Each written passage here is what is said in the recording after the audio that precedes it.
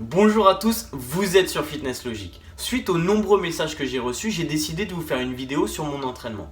Donc aujourd'hui, je vous emmène avec moi lors d'une séance du haut du corps et tout au long de cette vidéo, je vais vous expliquer ce que je fais. Allez, c'est parti!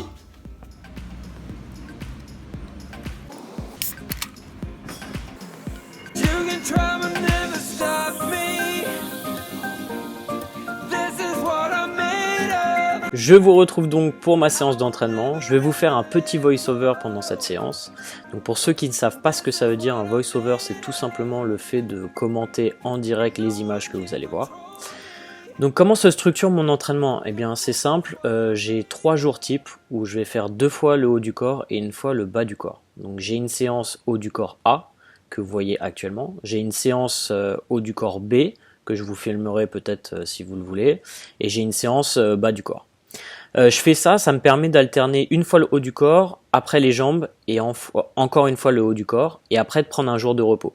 Ça me permet de toujours avoir un jour de repos entre le moment où je sollicite mes épaules parce que j'ai les épaules un peu fragiles. D'ailleurs, comme vous pouvez le voir sur les images, sur ce premier superset, qui est donc un tiré poussé horizontal avec un développé haltère suivi d'un rowing. J'ai une amplitude qui est un petit peu limitée sur le développé haltère pour 2 raisons. Premièrement, j'ai les avant-bras qui sont très longs et du coup, même si vous avez l'impression que les haltères ne descendent pas très bas, vous pouvez voir que mon coude passe légèrement derrière mon dos. Donc c'est suffisant en termes d'amplitude mécanique. La deuxième raison, c'est que j'ai des épaules fragiles comme je vous l'ai dit et j'ai eu pas mal de blessures à l'extérieur de la musculation. Et du coup, malheureusement, je suis obligé de limiter l'amplitude sur certains exercices. Alors qu'il faut toujours chercher une amplitude maximum sur les exercices pour favoriser l'hypertrophie musculaire. Donc par exemple le développé couché à la barre, je suis un petit peu limité parce que malheureusement j'ai souvent des douleurs après ce type d'exercice, tout comme les dips. Donc là vous pouvez voir que j'enchaîne directement avec un rowing halter unilatéral. Je commence par mon bras faible, qui bizarrement, alors que je suis droitier, bon, je suis un peu ambidex, mais c'est mon bras droit qui est faible sur le rowing, donc je limite la progression par le bras droit. Ce qui est intéressant avec ce superset, c'est que vous preniez qu'un seul endroit dans la salle. Vous n'êtes pas en train de courir, en train de faire un superset à 2 endroits différents, et ce qui agace généralement les autres pratiquants de musculation quand vous y êtes. Donc c'est toujours appréciable de rester au même endroit. Donc ça c'est mon premier superset. J'alterne entre les 2 exercices, donc je fais pas de temps de repos entre le développé et le tiré, et après je prends un repos avant ma deuxième série pour chaque. Là vous pouvez voir, j'enchaîne sur mon deuxième superset. Alors il y avait un petit peu de monde, c'était hyper compliqué de filmer. Surtout, vous pouvez voir ma tête, surtout quand les mecs ils passent juste en face de la caméra, et vous allez voir qu'ils reviennent après. Donc sur ce deuxième superset, c'est un tiré poussé vertical avec une élévation latérale à la poulie basse pour les épaules. Ce que j'apprécie particulièrement avec cet exercice, c'est le fait que vous aviez une courbe de résistance continue en fait. Vous avez de la résistance en bas du mouvement, ce qui n'est pas le cas quand vous utilisez des haltères. Donc vous sollicitez vraiment le muscle sur toute l'amplitude du mouvement. Donc vous pouvez voir mon cher ami qui va se mettre devant la caméra pendant que je filme. Sur cet exercice, je vais chercher généralement des plages de répétition entre 12 et 20 répétitions. Tout simplement parce que le muscle répond mieux sur ces plages-là, et ensuite parce que ça m'évite de charger trop sur des exercices d'isolation comme celui-ci. Et encore une fois, à cause de mes épaules fragiles. Je vous montre l'autre côté, donc j'ai fait le bras gauche et le bras droit. Alors sur cet exercice, je suis plus fort du bras droit. Du coup, je commence toujours par le bras gauche, et comme je vous l'ai dit tout à l'heure, je limite ma progression avec le bras faible. Voilà. Je me penche un peu pour enlever la sollicitation du supra-épineux, et vraiment pour taper que dans le deltoïde. Je superset donc avec un lat prayer, ce que j'appelle.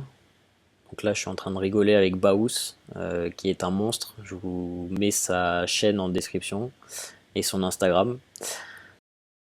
Donc le lat prayer en fait, c'est un exercice que j'apprécie tout particulièrement, qui vous permet vraiment de travailler le dos d'une manière différente par rapport au rowing ou aux tractions.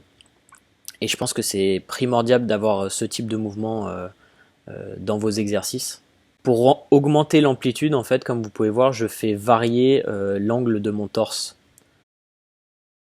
J'enchaîne sur le superset numéro 3 qui va être un superset pec dos. Donc j'ai les pecs en point faible et les épaules en point fort, particulièrement mon haut de pectoraux. Donc là c'est une machine à développer convergente inclinée, donc pour solliciter plutôt le haut de pec.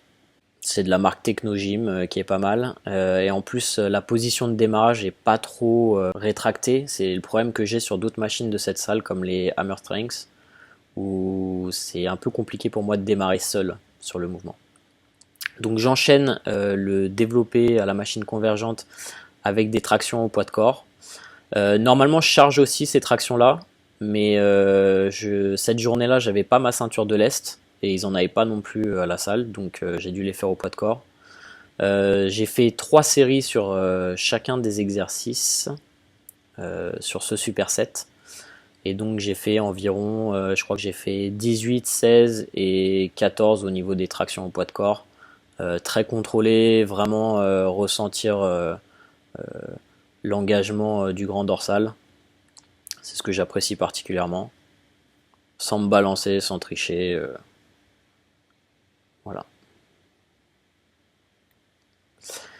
Finalement, le dernier superset, c'est arrière d'épaule biceps. Donc encore une fois, hein, c'est des exercices d'isolation. Je mets toujours les exercices polyarticulaires en début de séance et je finis avec des exercices d'isolation.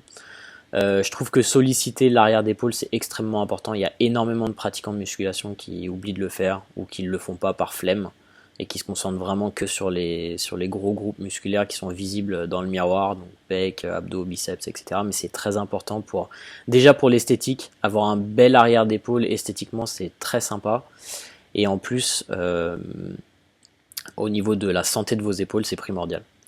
Donc je fais cet exercice sur le pec deck inversé, ce qui a été montré dans les recherches comme sollicitant le plus l'arrière d'épaule. Il y a d'autres exercices que je fais sur mes autres séances comme le face pull qui sollicite aussi bien l'arrière d'épaule, mais j'ai toujours un exercice d'arrière d'épaule, ça c'est sûr.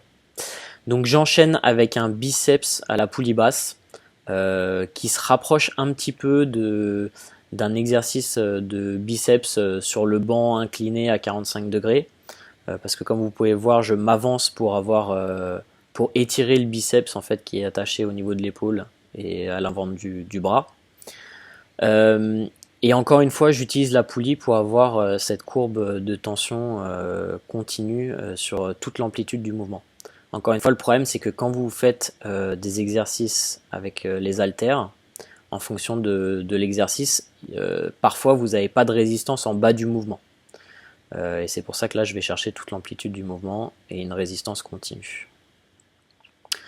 Voilà, c'est le dernier superset. Je fais donc 4 supersets sur ma séance, généralement avec l'échauffement compris. Ça me prend environ 1h15.